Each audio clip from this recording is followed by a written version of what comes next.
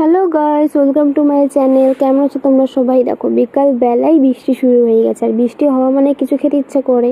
এর জন্য তাড়াতাড়ি করে ঝটপট সন্ধ্যাটা লাগিয়ে পাস্তা বসিয়ে দিয়েছি। পাস্তাটাকে সিদ্ধ করে নিয়ে তারপরে এখানটায় ডিম ভাজছি। ডিমটা দিলে পরে পাস্তা একটু খুব ভালো লাগে, এর জন্য ডিমটা আমি সুন্দর করে ভেজে নেব।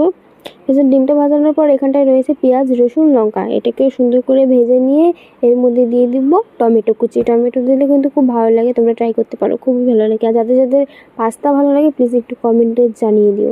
দেখো এটা একটু লাল লাল হয়ে গেছে। আর লাল লাল হওয়ার পর এখানে মশলা দিয়ে তারপরে যে আস্তে আস্তে পাস্তাগুলো দিয়ে দেবো। পাস্তা যখন দেবে তখন কিন্তু গ্যাসটা একটু লোতেই রাখবে, তাহলে কিন্তু ভালো হয়। নিচে একটার সাথে একটা লাগবে না, আর কড়াইতেও লাগবে না। তারপরে দেখো ভালো করে নাড়াচাড়া করে নিতে হবে পাস্তাটাকে।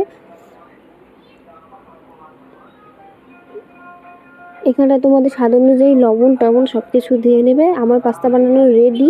আর এখানে খাচ্ছি আমি, দেখো আমি খাই। তুমি আমার ভিডিওটা লাইক করে সাবস্ক্রাইব করে দিও।